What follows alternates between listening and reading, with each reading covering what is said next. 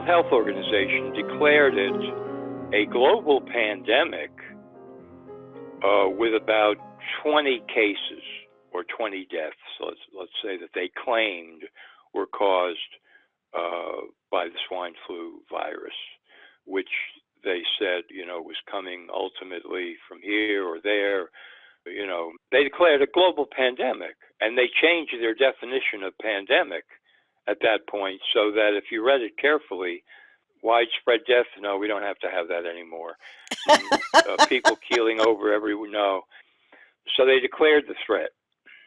The CDC, Centers for Disease Control in the U.S., the World Health Organization, they're the two big megaphone public health agencies that stir up all the fear and plant all the articles in the press and so on and so forth. So now we come to the summer of 2009 in the United States. The CDC is claiming that there are thousands of cases in the U.S. All right. Now, Sharyl Attkisson, who at the time was a star investigative reporter for CBS News in New York, she discovers a very strange fact. The CDC has secretly stopped counting the number of swine flu cases in America. Now, their mandate, the reason they exist, at least originally, was to do that, to count cases and report. Every week they have a morbidity and mortality report that they publicly issue about whatever diseases they're on to. And they've secretly stopped counting cases in the U.S. while continuing to blare forward that there are thousands of cases of swine flu in the U.S. So naturally, she says to herself, so I wonder why they stopped counting. And so she begins to dig deep and she finds out why. And it's because the overwhelming number of tissue samples from patients, swine flu patients, that are routinely sent out to labs for testing and analysis, this is ongoing all the time, are coming back with no sign of swine flu or any other kind of flu. And of course, they have to hide this fact. They have to conceal it, and they have to pretend that it's not happening. But she knows. So right. She writes an article about it. And naturally, it has to go through all kinds of stuff at CBS. The lawyers have to come in, and her bosses, and everybody has to look at it. And her boss tells her that it's a hell of a story. Never saw a story like this before about swine flu, and they run with it on the website, and it's published. Okay, so now the next step would be to put it on television, which is the real deal as far as the public is concerned, to put it on the nightly CBS News, to put it on all the affiliate CBS television news broadcasts. But now something happens at CBS.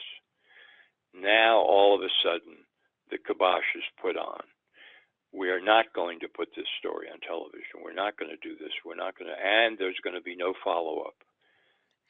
And in fact, the CDC makes money off of their vaccine patents, and they're in business with the pharmaceutical industry. I think they make about $4 billion a year, according to Kennedy. So they have a serious conflict of interest. Serious. Yeah. Serious. Say that. Because they can't get the swine flu vaccine adopted and mandated unless there's a swine flu, right? Exactly. Right. So I'll add one more little tidbit here, the capper on this whole story. About 3 weeks to a month after CBS shuts down the whole deal on swine flu, I find an article at WebMD stating that the CDC, you see that at this point now, the official word is, well, the epidemic's starting to tail off and whatever, and it's now time to reflect a little bit and say, what was the effect of it all? So in this WebMD article, the CDC estimates that there were, get this, in the U.S. alone, 22 million cases of swine flu. 22 million cases of swine flu. So one that you've talked a lot about is the absence of, proper water and sewer systems throughout many parts of the world and the conditions of low immune system that it makes.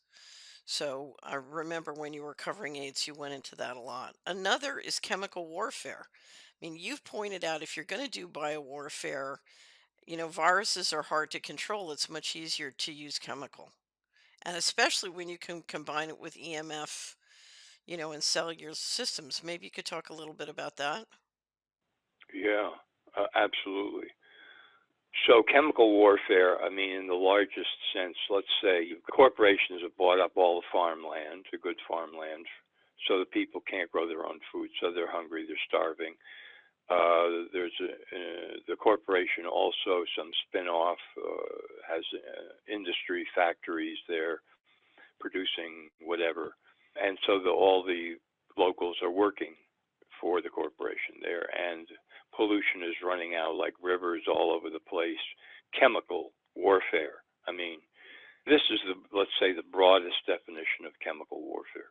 But it's real because it keeps the population controlled. It kills off people. New people are brought in. They have to work there, otherwise they make nothing whatsoever.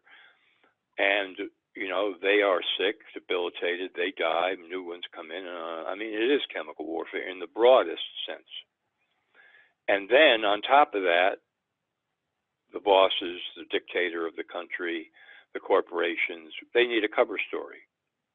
They need a cover story to explain why these people are dying. Right. Say, well, what can we do? Let's see, Ebola. You press a lever and suddenly everybody springs into action. Suddenly the stories start appearing. Bleeding, hemorrhagic fever, people falling down with blood everywhere and frightening. It's going to overtake the world and this and that and the other thing. And the main reason for floating that cover story was to cover up the real chemical warfare that was taking place. Okay, so that's one level. Right. But the other level is, hey, we don't know about germs. They're just too unpredictable, and they could work on some people, others nothing. We just don't know. And plus, if it does work, I mean, maybe we could get infected. But then some wise old psychopath says, let's do a chemical, and we'll say it's a virus. And this will work because we know about chemicals, how long it's toxic, how many people it's going to kill pretty much, how long it lasts, and then when it disperses, and then we can say it's all over. Yeah, this is good. And nobody's going to look for it. It's undetectable in that sense because we're going to promote the idea of a virus.